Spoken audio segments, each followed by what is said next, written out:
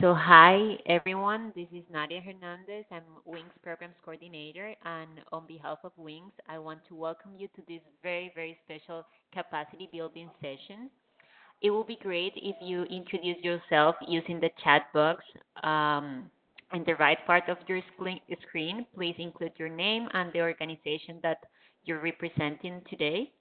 And before to start, and just to give you some context, as you probably know, fostering an enabling environment for philanthropy locally and globally is one of WING's strategic objectives for the years to come.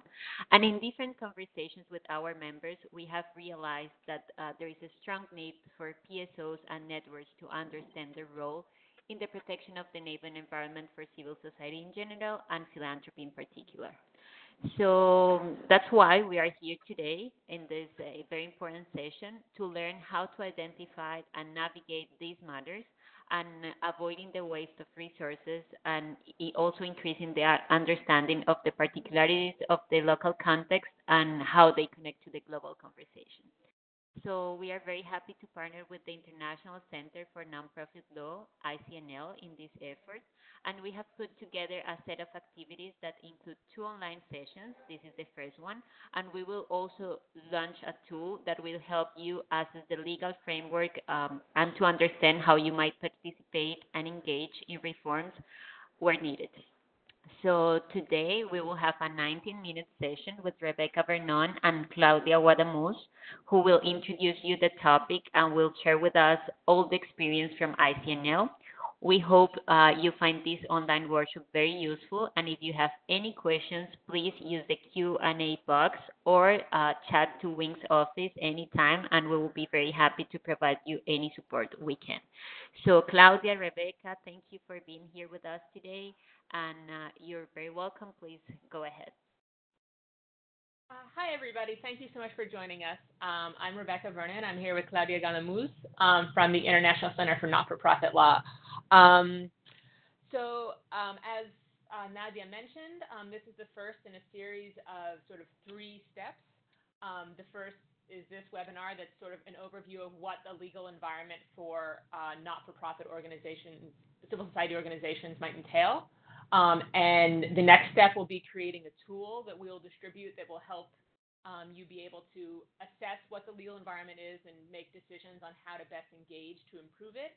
And that will be followed by a second webinar that will help introduce and go through the tool and answer any questions you have about that. Before starting, I want to say that there's a lot of information on these slides. We did that on purpose so that we can then distribute these to you, and this can be a resource that you can refer to. But you certainly should not try to read all the information on these slides during the presentation. It's more important to listen to what I'm saying. You'll get these slides. You don't need to read everything that is on them right now. And you might miss some details in what I'm saying if you're focusing on reading them. So in terms of where to focus your attention, that would be my suggestion. Anyway, so I think we'll dive right in. The first thing we wanted to do is just give an example for why the legal environment for civil. Sorry, Rebecca, to interrupt you, but sometimes we're hearing the sound going and coming. So if you can get closer to the mic, that will be really useful. Sure. The first thing that we wanted to do was sort of give a concrete example for why the legal environment for civil society organizations is important and why things might not seem so simple as they appear at first. And that's an example from Honduras. As a result of anti-money laundering regulations and banks' efforts to comply with them, Honduras CSOs are being asked by banks to update their documentation related to their legal representative in order to keep their bank accounts open, which seems like it should be pretty easy to just update the information about your legal representative. Unfortunately, in Honduras, any certification verifying a CSO's legal representative has to be registered with a government entity, and it can take up to 6 months to extend this certification. So banks are losing access to their accounts for months at a time while they wait for the government to certify who their legal representative is. That's just an example for why this is important and how this can really just stop the work of a CSO. Briefly, overview of what we'll be talking about. We'll start with laws and practices that impact CSOs and philanthropic giving. I'll give you a few available resources to help understand the legal environment, and then provide some initial guidance on how to engage to improve the legal environment.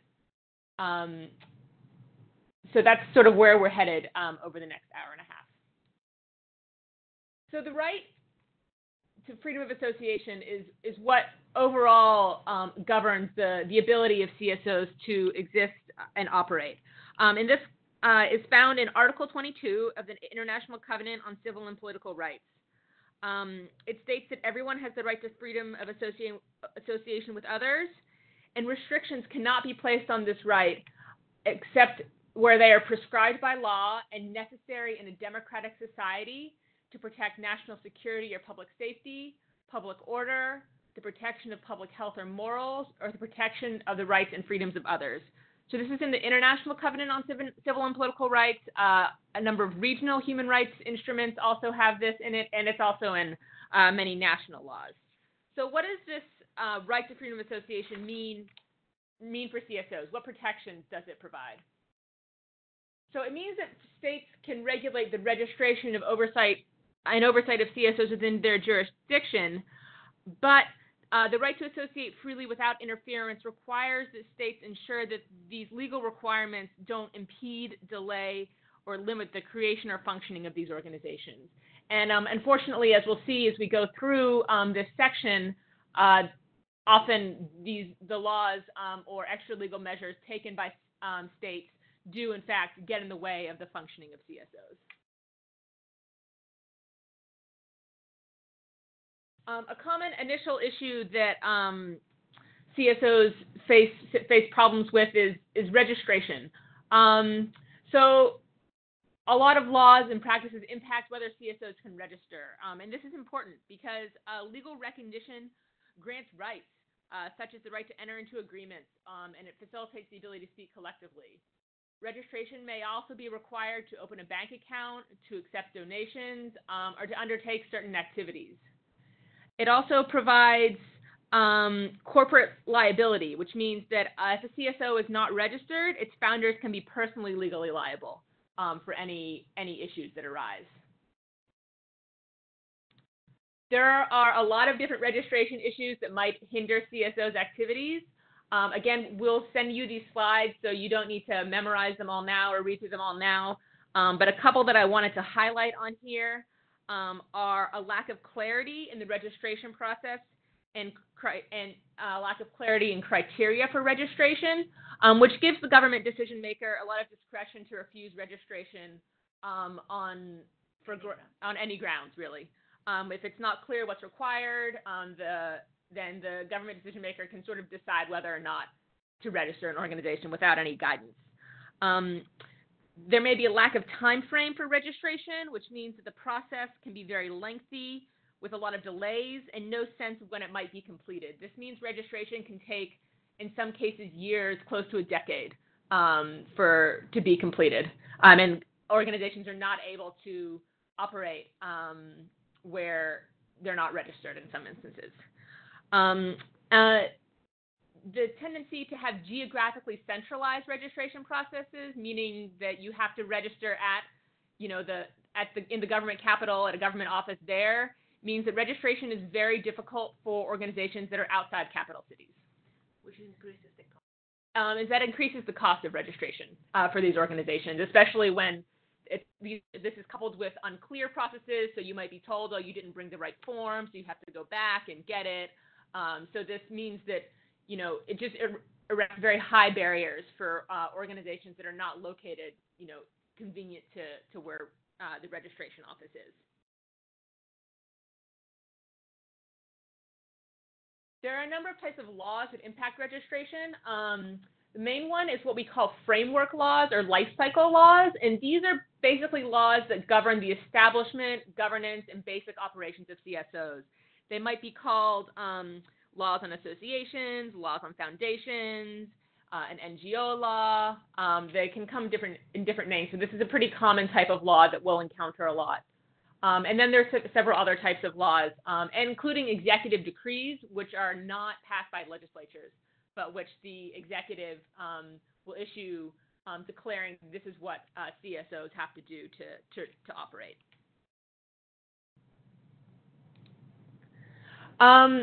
There's some examples of registration issues here. If anybody has examples for this issue or for future issues they'd like to share, please feel free to unmute yourself and let us know.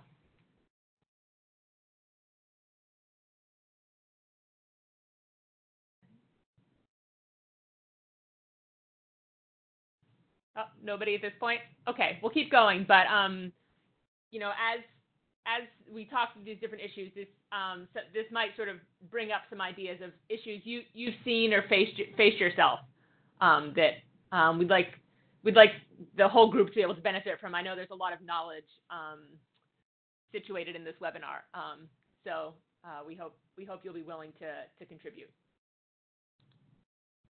The next issue that is pretty common is foreign funding, barriers to receiving foreign donations. CSOs may not be able to accept funds from abroad at all, or may decide it's not worth it.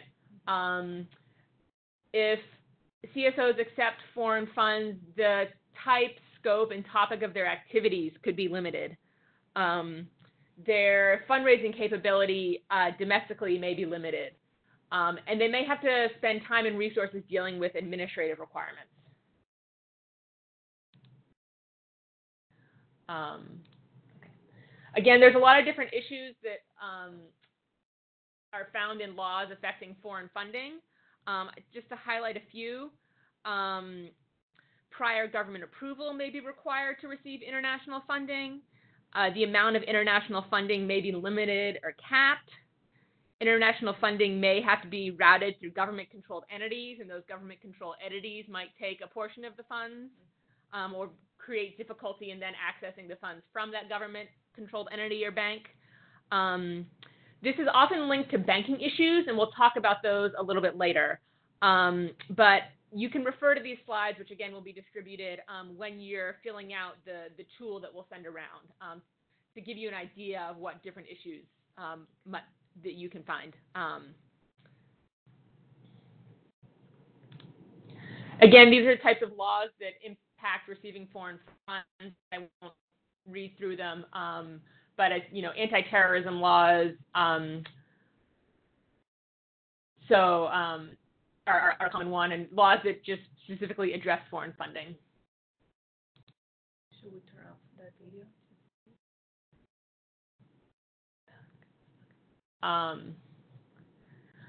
These are some examples that you can refer to of where receiving foreign funds has caused problems, that, you know, saying that certain types of organizations can't receive foreign funds, or you have to go through a lot of administrative requirements and receive more government oversight. And then related to foreign funding, but a little bit separate, so we wanted to talk about them separately, is laws relating to international contact outside of just foreign funding, but also including foreign funding. This could be, you know, participating in a webinar with a foreign organization, or it could be inviting an expert from a foreign organization to come speak. It could be, you know, entering into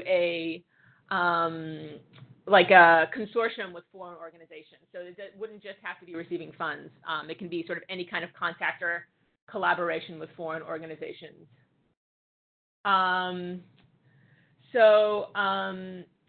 A CSO can suffer reputational damage if it's perceived as a foreign agent, which can make it harder to build support for its work. It may face increased government scrutiny if they're doing a lot of foreign collaboration. There may be difficulty serving the target population if the target population doesn't want to get funds, you know, or get services from a foreign agent, a foreign entity. And it can complicate access to funding from both domestic and other foreign sources.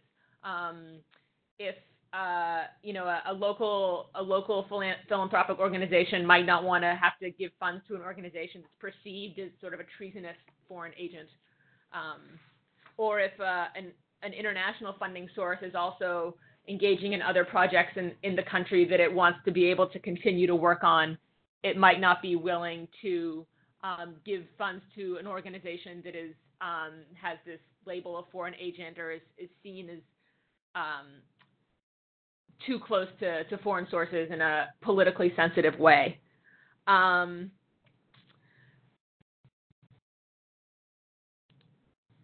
So CSOs may be required to register as foreign agents. There are these foreign agent laws that specifically require CSOs that have a certain amount of international contact or receive a certain amount of funding from international sources to register as foreign agents, which has an implication of spying and treason and not being, loyal to the country where they are. They may face intrusive and onerous reporting requirements. They have to, give a ton of information over to the government and face limitations on their permissible activities. They can't, engage in policy advocacy activities, for instance. And then in extreme cases, they can also be dissolved. And I think that this is an important point to stress with all these issues that we're facing is often the penalties we see for even minor violations are quite severe. An organization doesn't properly file a really complex form, and as a result, they're face an enormous fine or could even be dissolved. So even where what you might think are sort of minor violations, they can produce really severe penalties that impact how an organization spends its resources and what it's willing to do, what it's willing to risk.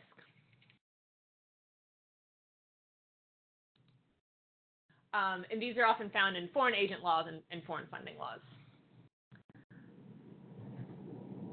So if anybody has any examples of these types of issues related to foreign funding or other international contacts, feel free to unmute yourself and speak up.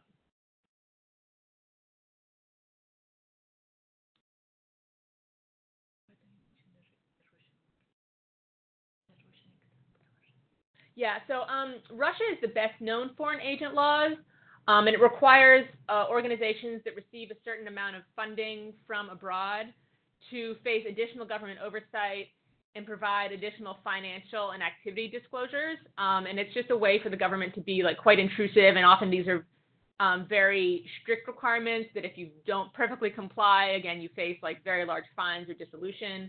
And because Russia is a fairly, influential country in the region, similar laws have been passed by other states, former Soviet states.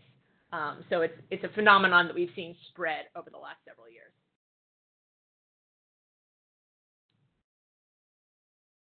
Here we'll get into what we're calling barriers to financial transactions. These are often banking issues. CSOs can't open bank accounts, so they lose timely access to the funds that they need to carry out their activities. They can't conduct activities efficiently because it's difficult to get funds. So things that should be done sort of smoothly are done scattershot as funds are made available. The CSO might lose their good reputation for poor performance or suspicions of wrongdoing. So, for instance, if they say that they will, build 20 houses, but they can't get access to funds, then they haven't delivered what they said they were going to deliver, and their reputation suffers. Or if it's known that they're unable to open a bank account, others might suspect that, this is because of financial irregularities. They're not good stewards of resources. So they may not be able to attract further funding because of that, when in reality, they've done nothing wrong. There's just very difficult banking regulations. This causes them to lose confidence of donors and beneficiaries. And they also have to divert resources, spend time and staff time and money to satisfy bank demands, which can be quite demanding. So these usually come from ambiguous and disproportionate bank regulations, which lead financial institutions to treat CSOs is high risk. This is a phenomenon known as bank de-risking. So the banks are trying to eliminate risk. And these come frequently from attempts to comply with anti-money laundering laws, including the Financial Action Task Force standards, which is an intergovernmental international body that sets out standards for combating money laundering and financing of terrorism. Previously, one of the recommendations of the Financial Action Task Force, FATF, labeled CSOs as particularly vulnerable. That recommendation has been amended, but it has taken some time to catch up with that. And so countries are still instituting banking regulations and standards that treat CSOs as particularly vulnerable entities, when in reality they're not. So that just results in banks then trying to comply with this and requiring all kinds of documentation. The Honduras example we gave at the beginning was a bank de-risking effort trying to get the legal representative information from CSOs.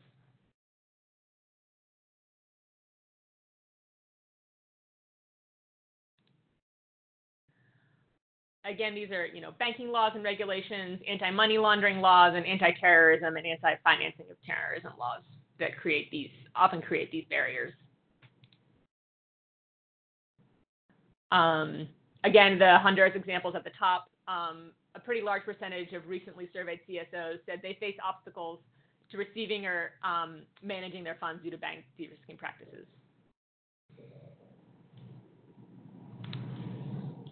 The next thing we'll talk about is government oversight. And of course, as we mentioned at the very beginning, the government does have a right to sort of pass laws to provide reasonable oversight of CSOs within their jurisdiction, just as the government can pass laws to provide reasonable oversight of businesses within their jurisdiction.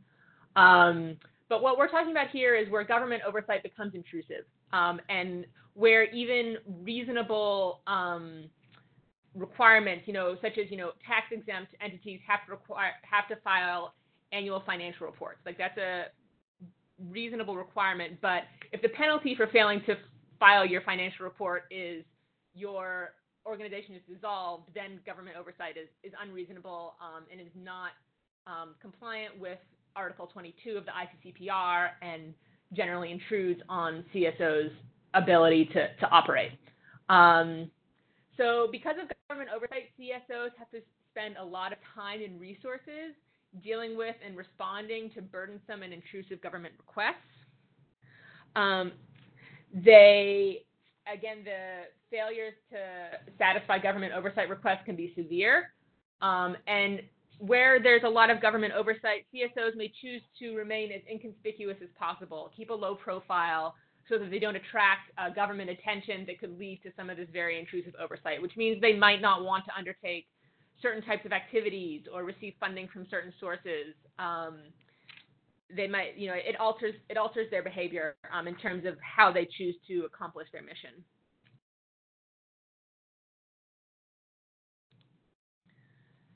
So CSOs may face frequent audits by the government or a government representative. There may be intrusive government inspections of offices where they come in and go through the files and stay for days, examining every piece of paper in the office.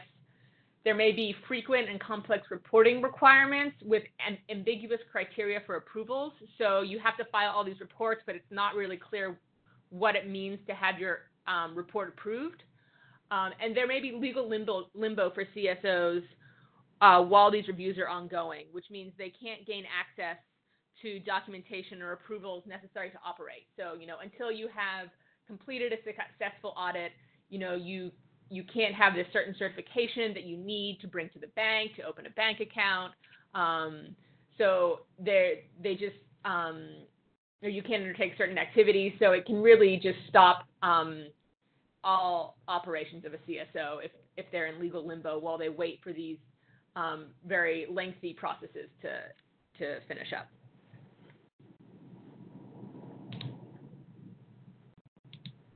Again, there's a number of laws that relate to government oversight. Not listed on here are volunteerism laws, labor laws, and social security laws. So this might be if the government decides that an organization's volunteers are actually staff and they should be paying them, or if an organization, is paying some people who are working for them under the table because of the high taxes and the Social Security taxes. This can result in intrusive government oversight, and government cracking down on organizations.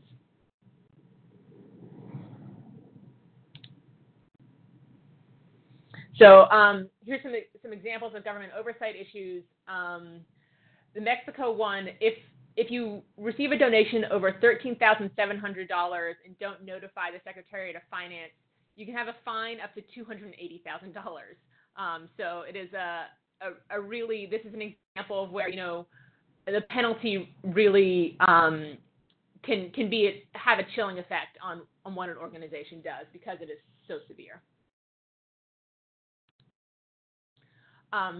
Of course, organizations face tax issues. Obtaining and maintaining tax-exempt status can require a lot of resources if it's not a clear, simple, and streamlined process. Tax-exempt organizations might not be able to undertake certain types of advocacy activities, or they might not be able to undertake income-generating activities, so, selling T-shirts or handiworks or other things to raise money.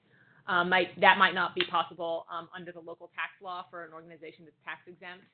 And then donors' policies of not paying taxes means that an organization that can't get tax-exempt status, or for who tax-exempt status is difficult in some way, have to divert resources towards paying taxes instead of being able to use the funds from the donor in order to pay the taxes.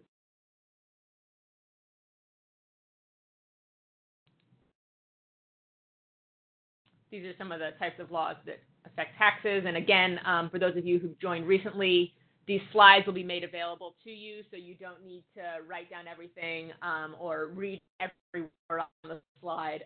You will have them and can refer to them going forward as you're filling out the tool that we'll send around, or it's just you're doing your work and trying to understand what is happening with the legal framework. Here's another example from Mexico. A lot of our examples are from Latin America because we had sort of expected that a lot of the participants in this webinar would be from Latin America, but we understand that you're from all over the world. So rest assured, these issues are not isolated to Latin America. These are global phenomena. And some of the resources that we'll show you in a couple of minutes will demonstrate you can use to sort of see what the issues are in different countries. There's also often restrictions on engagement in policymaking or policy advocacy. It's framed and phrased different ways, but basically it means you can't do anything related to public policy, which of course can touch on anything. An organization that works on education, could be interested in public policy because of funding of education or rules about what schools have to do. So saying that you can't, limitations on engagement in public policy making or in policy work can really be stretched by governments to stamp out all kinds of activities. So organizations that want to engage in policymaking activities or advocate on policy issues may not be able to access funds from certain sources, and may have certain activities limited or prohibited.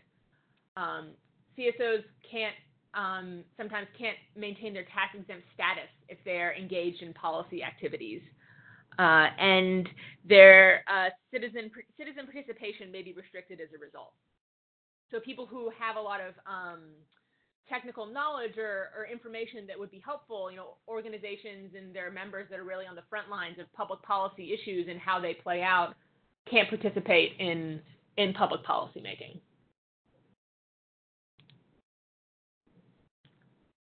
Again, there's all kinds of laws that can affect engagement in policy making. this Ecuador example is really striking. CSOs protested negotiations with international businesses over gas and oil rights in indigenous territories. And as a result, the government used a presidential decree to shut down one of the CSOs because they had interfered with public policies that undermined internal or external state security that might affect public peace. So basically, they've interfered with public policies around gas and oil rights.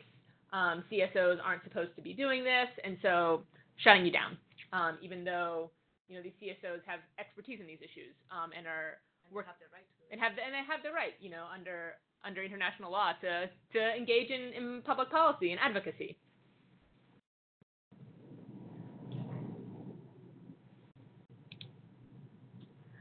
At this point, I think we'll stop and see if there are any questions, comments, if anybody has other experiences they want to raise, where something wasn't clear, if you want a little more detail or on something, or just want to share your experience with all these different issues.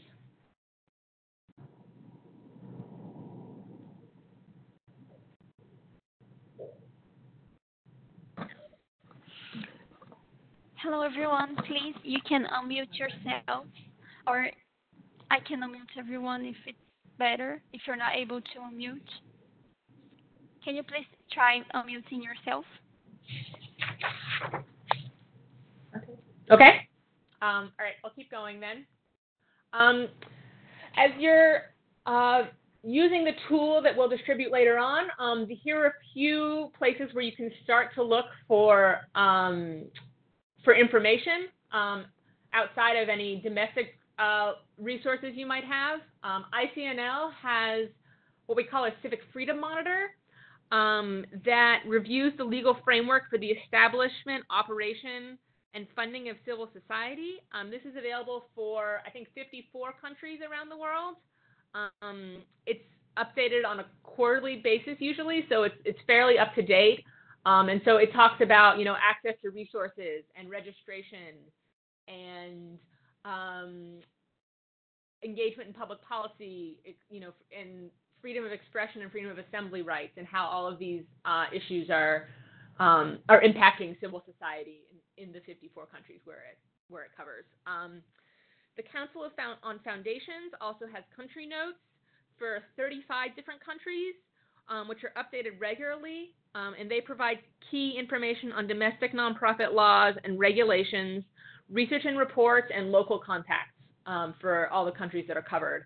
And when we distribute these slides, you'll see that each of these are actually hyperlinks. So you won't even have to Google. You'll just be able to click on it and go. There's also a report that ICNL put together a few years ago, this Challenges and Opportunities report. This is focused on 6 Latin American countries, and it provides a menu of possible concrete actions and techniques to promote collaboration between CSOs and public officials. And the final resource that we point you towards at first is the FATF Toolkit, the Financial Action Task Force Toolkit for NPOs, nonprofit organizations. And this is focused on anti-money laundering and anti-terrorism financing laws and regulations, as we mentioned, a lot linked to the access to donations issues we discussed a moment ago. It includes a research matrix, a guide to common arguments and counter-arguments for CSOs, so it can be a useful advocacy tool. And it's available in both English and Spanish. Hello, can you hear me? Yes, we can. Go ahead, please. All right. This is Tumiso. I'm from all the way in South Africa. So just to make a quick contribution, yes, one of the biggest challenges. Any questions, or if anybody knows about any other resources that you have found useful, please unmute yourself and let us know. All right. Rebecca, we have Tumiso that is sharing his experience from South Africa. Okay. So the next thing we'll talk about is okay, I don't think she can hear me. You understand. Sorry, Tumiso, we can hear you, but I'm not sure if Rebecca can. So we will message her to make sure that she's hearing us, because apparently she's not.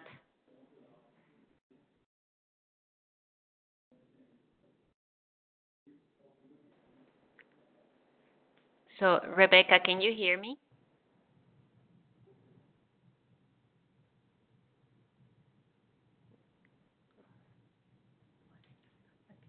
Rebecca, can you hear us? Sorry, we're having trouble hearing you. Just a moment.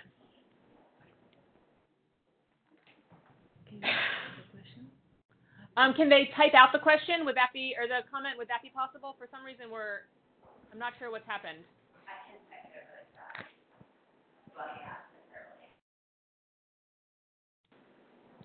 So, you can go ahead, and then we will type your comments for Rebecca to see what you're saying. So, please, you can unmute yourself and let us know your comment.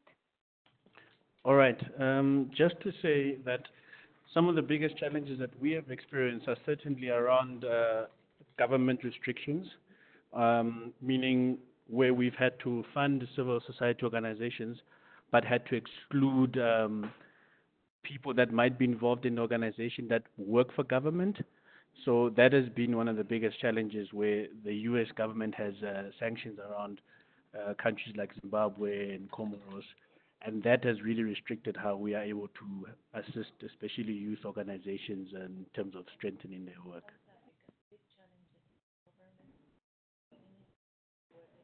Thank you very much. So my colleague Sarah from Wings is typing your comment, and we hope Rebecca can get this information so she can reply.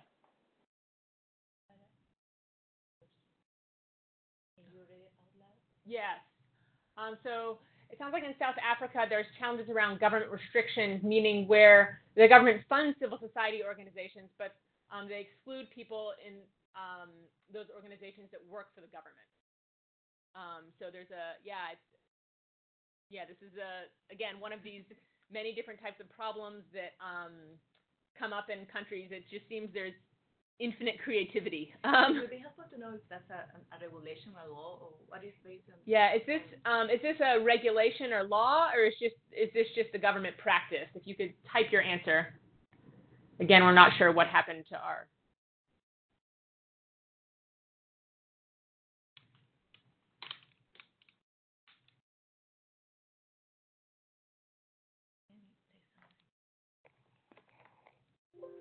I think our sound might be back. Can you hear me now, Rebecca? Yes, we can. Thank you. All right. Great. So if you want to reply to their question, you can go ahead. Look, I'm not too sure where it would fit in, but we are constantly facing some of these challenges that throughout the project life cycle, you would have the U.S. government imposing certain restrictions on certain countries that then affect how you fund a certain organization in that country. So I'm not sure whether this would be a way you would actually fit, whether it's a practice of certain governments or where it exactly would fit. But also in the UK, where the restrictions against other countries as well, where you see the same playing out, where you start funding an organization and halfway you now have to start tell people that these people cannot be part of the project, and that also sometimes affects things like gender balance, where most women are part of working for civil servants, but also part in organizations, and now cannot participate in organizational activities because of such restrictions. I see. Okay. Yeah. This sounds like it's requirements being imposed by the donor, then, right? Yes, that's correct. Okay. All right. Yeah. I guess I would maybe put that under. It's sort of a type of foreign funding issue, but it's not quite. Restrictions on money on accepting money. It's sort of restrictions on the money being given. It's not part of the regulatory framework. Yeah, it's not part of the sort of target country's regulatory framework. It's part of the donor country's regulatory framework. Yeah. But still, it's a problem. Yeah, I mean that certainly is a problem. Yeah. Thank you. Thank you for that. Okay. What about the South Africa? Yeah. Does anybody else have any other examples?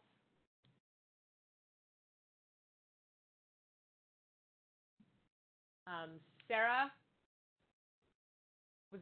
had a question about Is she from Zimbabwe? Was that? No, Sarah was typing what Teresa was Okay. saying because you Oh, were I not see. able to hear. So you can go ahead. Don't worry. Okay, great. All right, thank you. So as we talk about this, when you're deciding whether and how to engage, we wanted to give a few examples of successful engagement. In Mexico, ICNL had some local partners, which was an influential network of organizations who met with tax authorities to discuss the potential negative impact of some provisions. As a result of these meetings and engagement with the tax authorities, they implemented some positive changes within a few months. So this is a pretty quick turnaround, which we find is not the norm. Usually it's much longer, but this was a pretty quick turnaround. And we think that some of the reasons this ended up being successful was officials were impressed by the legal analysis, which were included arguments based on international and comparative law. So understanding the international law and comparative best practices, what other countries in the region or similar countries are doing that is working is helpful to have. The partner was a well-respected organization that represented a broad group of Mexican philanthropic organizations. And they had a good track record of collaborative relationship with the authorities. So obviously these are elements that were helpful that aren't going to be possible in every situation, but they're pieces of a puzzle that contributed to an overall success. In Peru, there was a procedure for re-registration for CSOs receiving funds for international cooperation. The government could request all kinds of information and take as much time as it wanted to supervise, quote unquote, supervise the activities of the organizations. ICNL had a partner. There was a network called Asociación Nacional de Centros that conducted an analysis of the regulations and gathered data on their impact. And this is a key piece, is having actual data on the impact of the regulations can be very helpful. Then with ICNL support, the network ANC conducted informed discussions with CSOs and government officials on these impacts. Officials acknowledged these problems, couldn't make an immediate change. They did streamline some procedures and requirements. And then when the political context was more favorable, the law was amended to eliminate the re-registration requirement. So again, this had high quality data gathered through dialogues and strong analysis based on international law. There was a well-known and respected network of CSOs, and again, favorable political context, which is often out of our hands. But as this next example shows, it's important to be prepared for a change in political context. In Ecuador, the civic sector faced restrictive legislation during the Correa administration. Reforms weren't possible during these years, but during that time, CSOs spent a lot of time building capacity, gaining knowledge, gathering data, and raising awareness so that when the political context changed, they were ready to jump and advocate for reforms. As a result, the current regulation was replaced with a new one that is not perfect, but is not nearly as intrusive. And there's also a working draft bill that will significantly improve the current law. I see we have a question about the U.S. laws that make it difficult for U.S. funders to directly fund foreign CSOs. I'm not sure that we have a lot of experience with that. I wonder if they're willing to give an example. But we can also we'll have our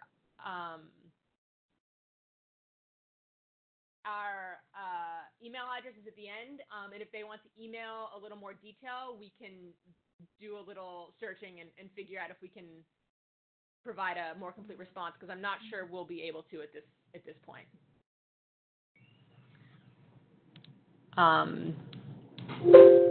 Does that make sense? Yes, sure. Okay, great. Yeah, please, happy to have questions afterwards as well. So I just want to show these examples before we dive into talking about deciding how to engage. So you can see that there's some different pieces that can go into a successful engagement, and sometimes it's preparation, and sometimes it's a little bit of magic. But doing the legwork and thinking through things carefully can help you really be ready and be more successful in your engagement. So the first thing to consider is who the key actors and stakeholders are. So obviously other civil society actors, but think about which types of organizations are already engaging or could be engaged. Not just human rights or policy organizations, but service provider organizations that work in areas such as health or education, or the different areas that might be impacted by these issues. Organizations outside capital cities often have a very large interest in some of these changes and reforms that are needed, but may not be well networked or well connected with other organizations, and that's an important thing to consider and something to work on. Government officials, lawmakers, regulators, implementers, judicial officials. Some might, for instance, officials that are charged with, of implementing laws and registering organizations. If they have a mountain of paperwork to get through because of all of the forms that are required, and organizations have to re-register frequently, like they have an interest in. They might be interested in reforming some of these laws as well. Beneficiaries. So those who receive services could also be potential allies and stakeholders. Academia, the media, both mass media and social media, are good sources of connection. The private sector may be impacted or interested in working on this. Also consider international cooperation with international donors and NGOs, foreign governments that have missions in those countries, and then the different international human rights mechanisms, which could be the UN mechanisms or the regional human rights mechanisms as well. Another question.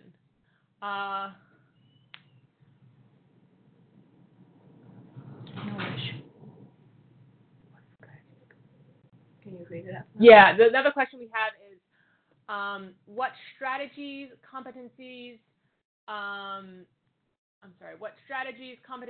infrastructure is needed to strengthen CSO capacity to mitigate increasing government restrictions?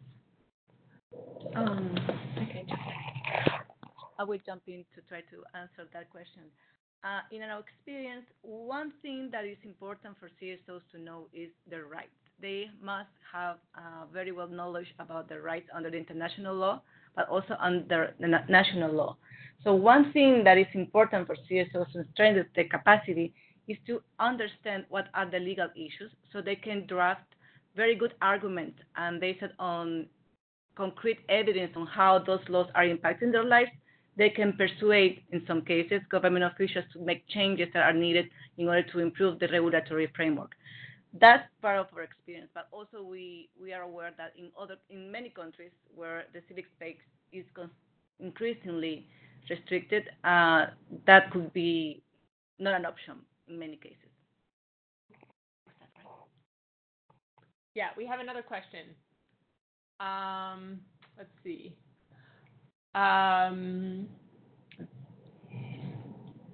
What is the specific potential role of philanthropic networks and complementarity to CSO or NGO networks, and how can they work together? I'll let Claudia.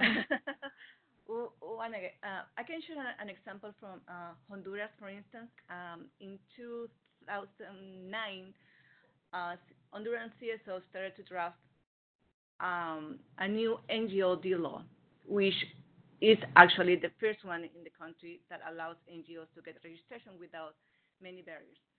In order to get that law enacted, CSOs mobilized a lot of people within Honduras in order to get support needed for the congressmen to pay attention to what they were trying to do. So they mobilized not only the beneficiaries who participated, who were in the meeting within the Congress when the law was being discussed, but also international cooperation for their part. They supported the draft. They made pronunciations about the importance of having that new law.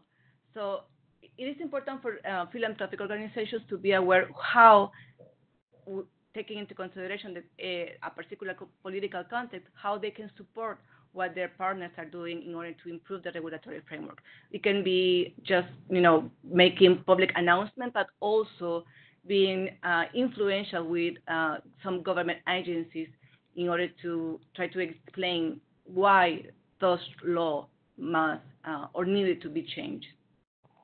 Yeah, and I think that philanthropic organizations can think about what your particular strengths are that CSOs might not have. For instance, do you have particular connections in the private sector or the media that you can bring to bear on these arguments? Can you act as a convener of the organizations that you're funding, bringing them together? Are the funds that you're providing, are they able to support the work of CSOs and advocacy around reform? So think about the particular resources you might have. We also have a comment about Afghanistan. You don't see much government restriction on receiving foreign funds for CSOs' work. Afghan CSOs received a lot of financial support from the international donors between 2001 and 2014, which has gradually been reduced. Unfortunately, there are government restrictions on making bank transfers to other countries when you want to organize an event in the region or transfer funds to a CSO in the region under a mutual agreement. Government questions CSOs when they make such a transfer. There are anti-money laundering laws and anti-corruption laws which affect this environment. Yes, absolutely. This is a common problem, issues with transfers outside the country. One of the examples in a previous slide that I didn't read out, but is in the slides that you'll get, is a group of, I think, 58 U.S. Grant makers and philanthropic organizations wrote to the U.S. government saying, we're having trouble transferring funds internationally. International transfers, because of the money laundering regulations and anti-corruption regulations, are particularly problematic. We recognize that, and when you get these slides, I would encourage you to look at the FATF resource that's in those slides. Aziz, you said you were waiting for a turn? Yes, this is Aziz from Afghanistan. Yes. My question was written. This is just what we are experiencing right now. Our organization is functioning as a secretariat for Civicus. This is the global alliance, and we are working with for the countries in the region. And we have recently faced a lot of questions from the bank when we decided to transfer fund to a consultant in one of the countries, to one of the consultants in the country in the region, or decided to launch an event in a country outside Kabul. So this is a problem we are currently facing, and we are discussing it with our donor, with the Civicus Alliance, the Innovation for Change, and how we can solve this one.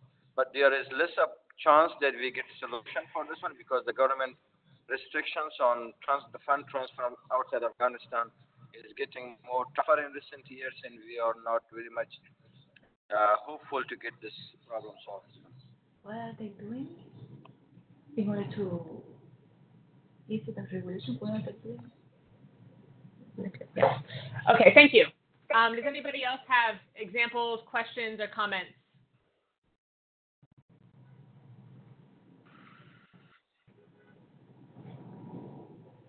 Okay, we'll keep going, and again, speak up if or type into the box if something emerges. So another thing to consider is the political environment. Where on sort of the spectrum between permissive and repressive is the overall political environment? Obviously, what's going to be possible in a overall much more repressive country is very different from what might be possible in a country that has a more permissive political environment, but maybe just some, bad laws that are impacting the sector negatively.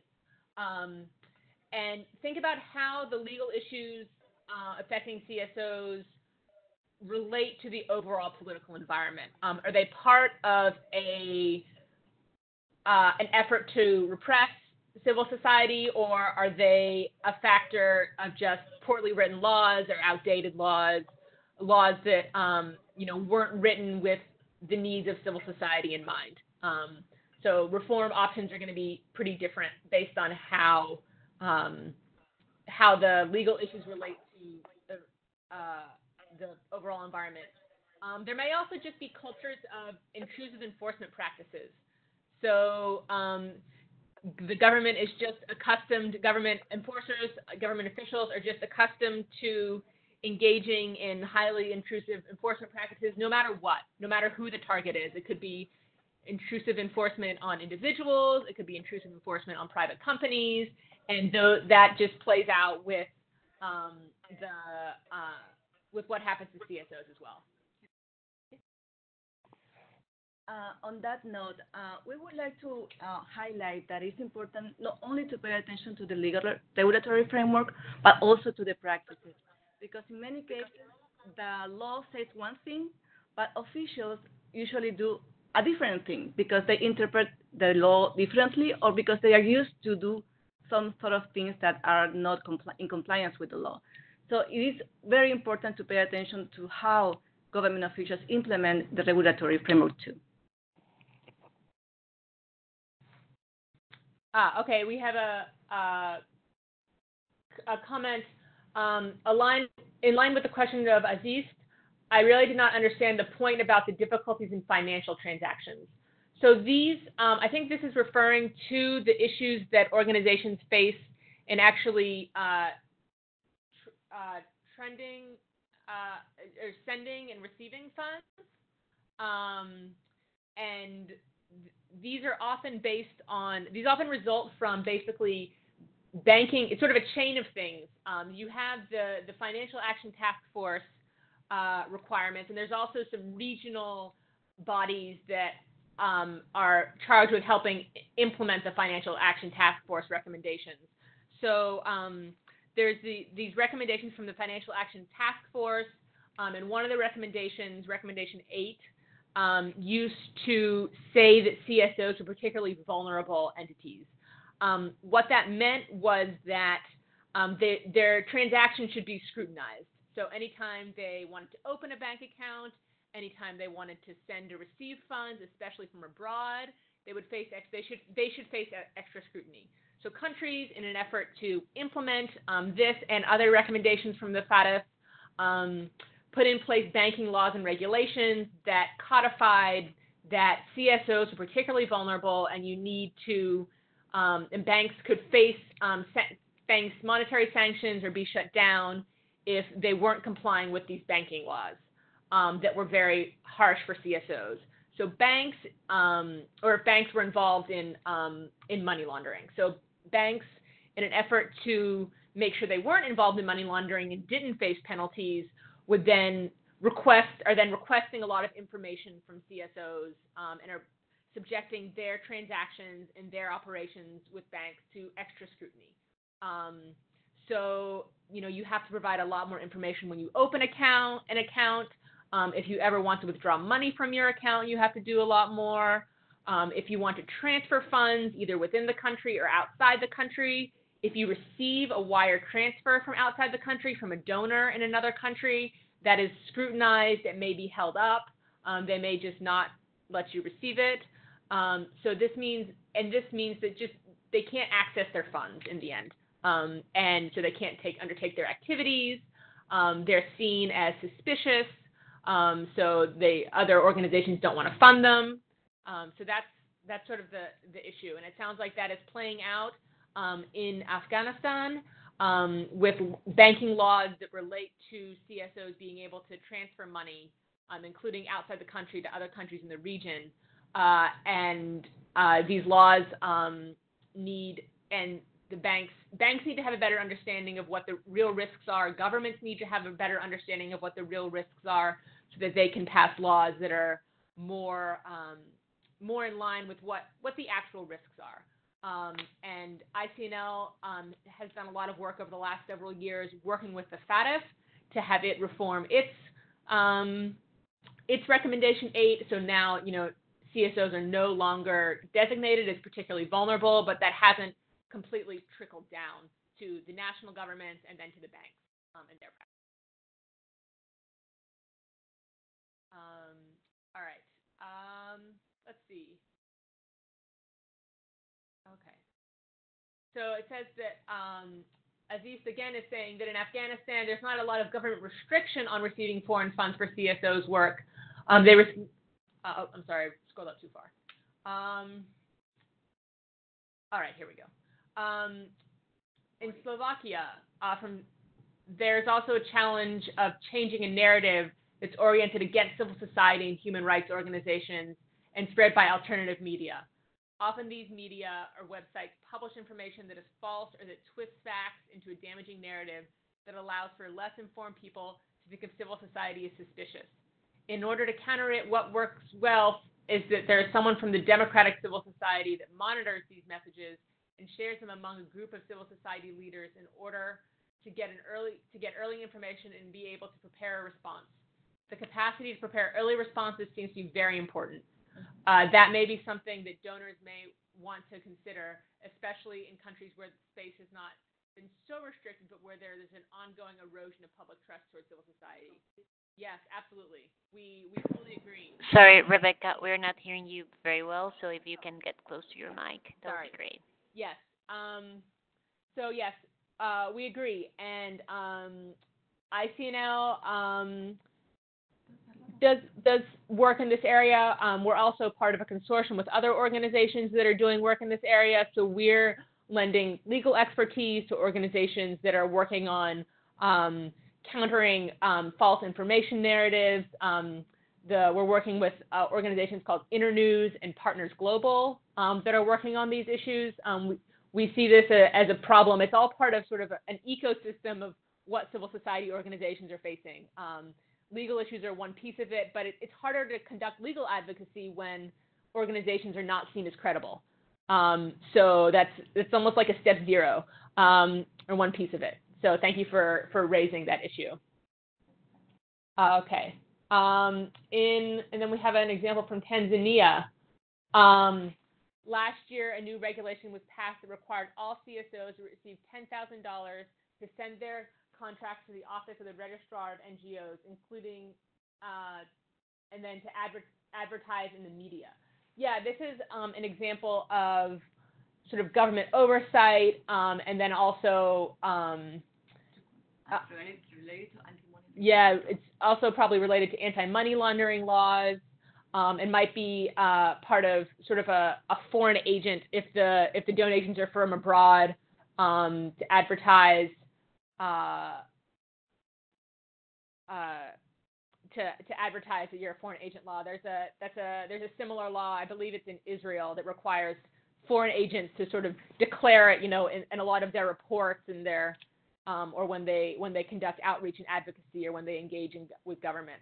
And again, it's part of, these are laws that are being used, to link to the Slovakia example, these are laws that are being used to incite distrust of CSOs. So it's, again, it's part of an ecosystem, and laws play a role in building distrust of CSOs. I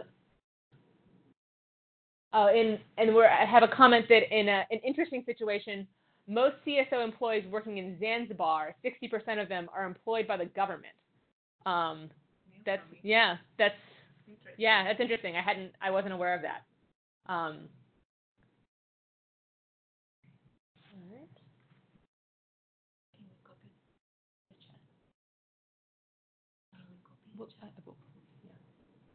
these are interesting comments. We'll make sure that we get a transcript of them so that we can talk with our different regional teams about them. So that's the end of our presentation. Briefly, the next steps, we'll distribute this tool that we're talking about to help guide the assessment on your next steps. And then we'll have a follow-up webinar to review the tool and answer any questions. Here's our contact information. Before we go, we're happy to answer any other questions or take any comments people might have.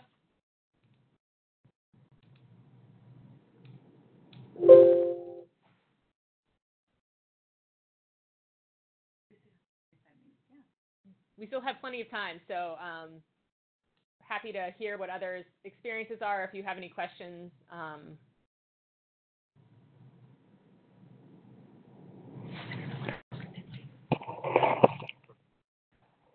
Just a quick note, now that Rebecca has finished the presentation. Our goal was to give you an overview of the key issues, but we understand that maybe you're facing different situations, always related to the legal regulatory framework that you may have not been aware of before the presentation. So we expect that this presentation has helped you to identify some legal barriers that you now can be facing, and we would love to hear from you on your experience in your countries. Yeah, and we hope, instead of just saying, here's all the issues that can be faced, this is an example, of some issues that would, that might spark more thinking, and sort of get the gears turning about what other issues might be faced, and might, have you say like, oh, we didn't face an issue with registration that they talked about here, but actually we have, another issue that here's how registration has affected CSOs in our country. Yeah. I understand that among the participants is Rebecca Maderas from Chile, and I know that you were working on other issues related to the tax regulations for philanthropic organizations in Chile. Rosa, would you like to share your thoughts on the problems that you are facing right now in that country, if you want, obviously?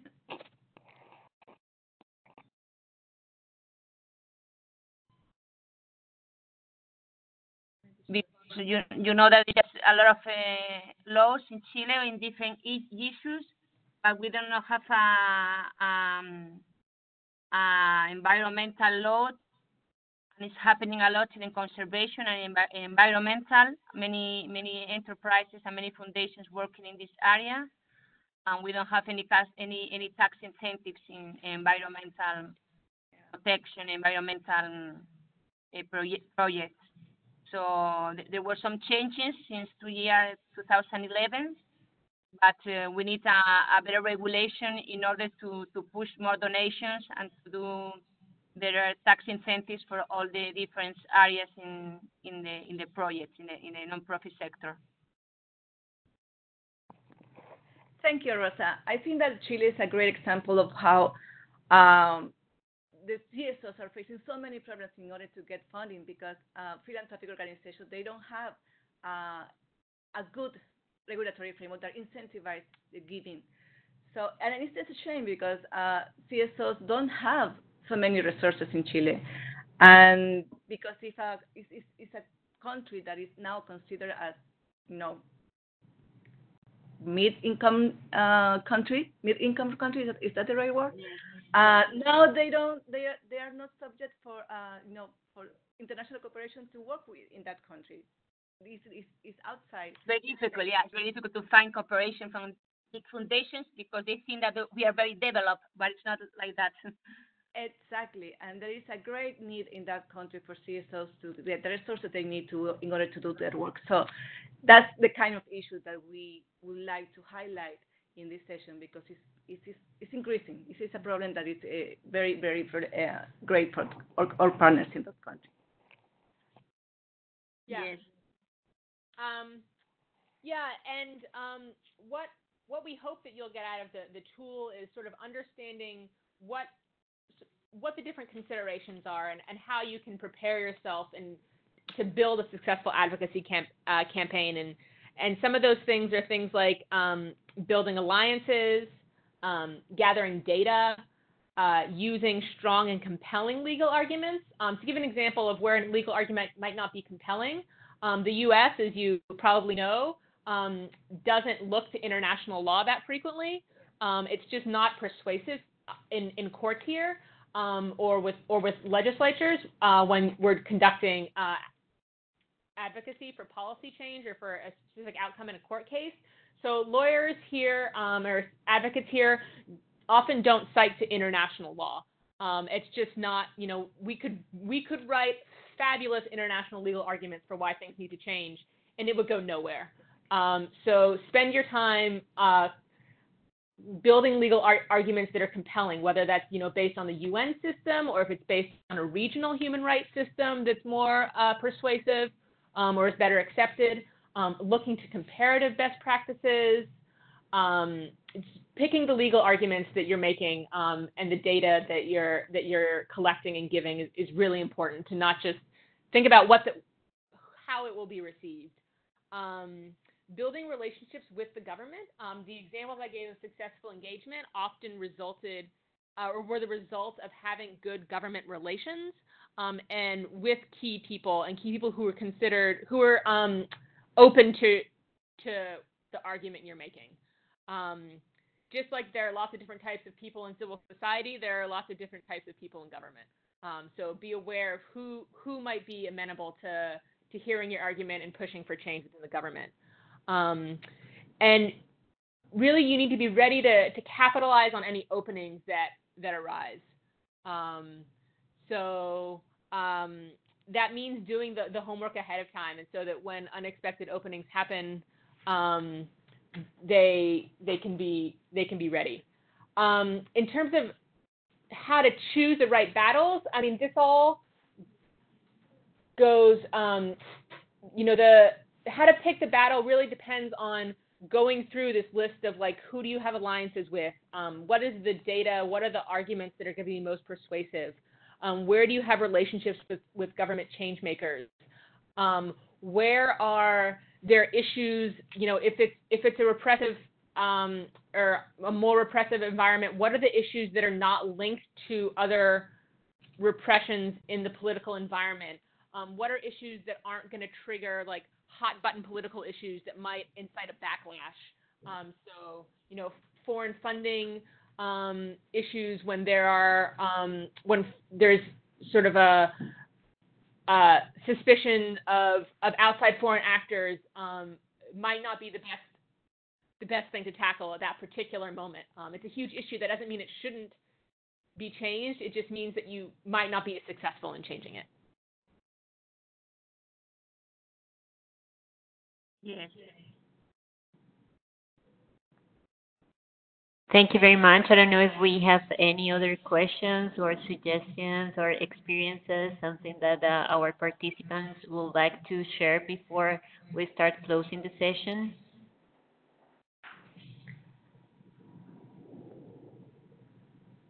One thing I want to add also is to consider any particular sensitivities and sensitive groups that could be impacted. So when you're deciding what kind of advocacy to do, consider how you don't want to make the situation worse for people on the ground. Yeah. First and foremost, just don't make it worse. And it might, it might not be initially obvious to you what that might look like, but if there are groups that are able to help, vulnerable populations that might be negatively impacted. Think about all the different stakeholders and how this might play out for different groups. Thank you, Rebecca. And I think we can use the last 10 minutes to hear from the participants what are their expectations connected to the tool that you mentioned at the beginning. So if any of you have concrete recommendations or what are you expecting, what will be useful, what will be helpful to boost the work that you're doing, your currently advocacy strategy, or the way you're mapping your local reality to understand what are the barriers for civil society and philanthropy to thrive in your country or your region, please let us know.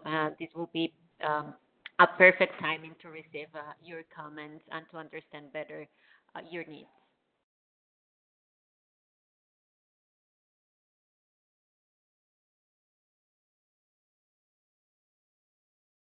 You can unmute yourself or you can type in the chat box and we can provide you, we can read your comment out loud.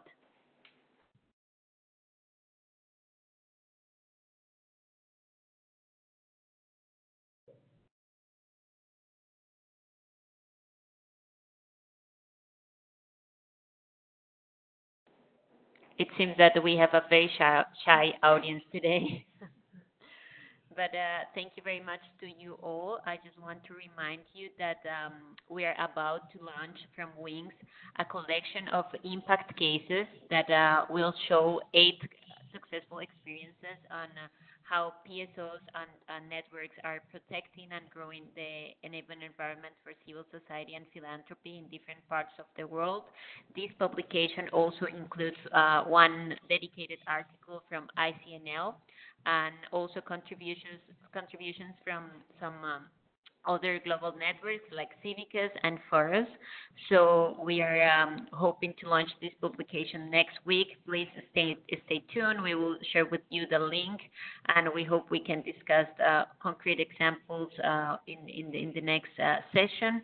Also, I want to remind you that we have an Enabling Environment Affinity Group. You are very welcome to join. We discuss these issues on a regular basis, and it will be great to strengthen the work that we're doing with that group. If you are interested in joining, please drop us a line, and we will be happy to include you as part of the mailing list. And just to finalize, we are recording this session, and we hope to share it with the Wings members. So just a quick reminder of that. And also we sent you a survey before this session. It would be great if you find 5 minutes to complete the questions, since that will inform the next session and also the tool that ICNL is putting together for Wings members.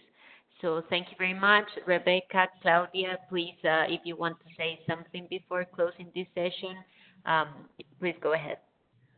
Just thank you so much for taking the time with us this morning or this afternoon, depending on where you are. And we're happy to receive any questions or comments, or if there are things that would be helpful in this tool, please feel free to email us. Again, these slides will be emailed out to you, so you'll have our contact information as well. Thank you so much. Have a wonderful rest of your day. Thank you very much.